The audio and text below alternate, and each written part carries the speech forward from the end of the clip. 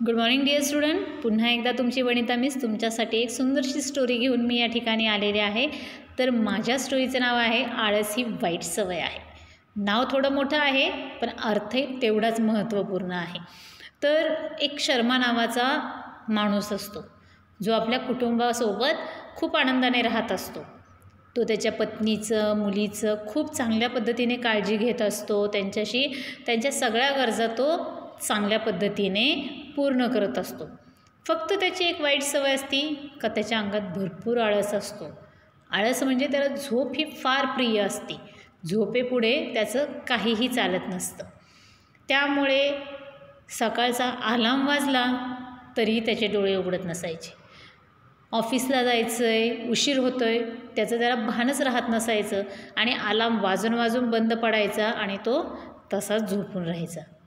त्याची मुलगी त्याच्याकडे हट्ट करायची, बाबा मला हे आणा ते आणा. शर्माला आणायचा प्रॉब्लेम नव्हता, फक्त अडचण ही होती का शर्माच्या सकाळी डोळेच उघडत नव्हते.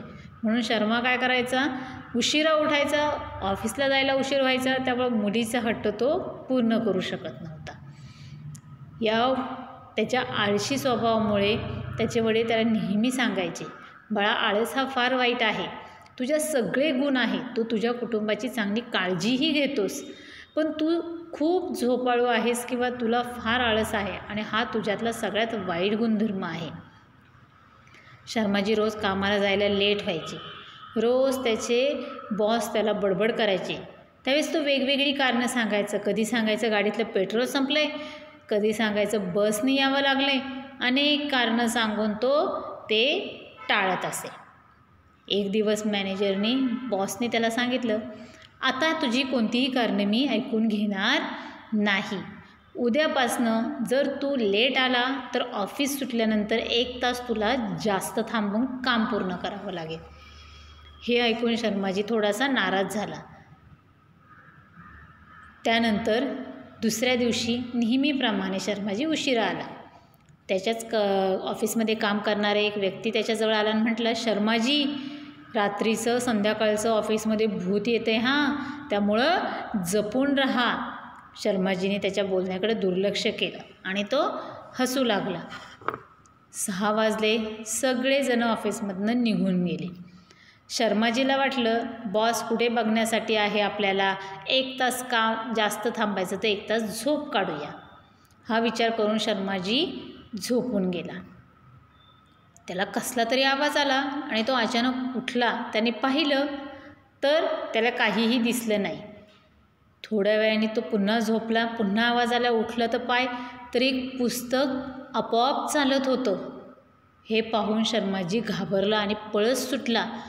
का सकाळी जे आपल्या मित्राने आपल्याला सांगितलं का ऑफिसमध्ये भूत आहे ही गोष्ट खरी आहे वाटतं, कारण का पुस्तक आपोआप चालायला लागले. हे पाहून शर्माजी प्रचंड घाबरू लागला. तो बाहेर गेला आणि वॉचमनला सांगितलं, तू इथं काय करतोयस, लवकर घरी जा, ऑफिसमध्ये भूत आहे, संध्याकाळी ऑफिसमध्ये भूत येते. हे ऐकून वॉचमन आतमध्ये गेला आणि त्यांनीही पाहिलं तर जमिनीवरती पुस्तक चालत होतं. त्याने ते पुस्तक उचललं तर त्याच्याखाली होता उंदीर.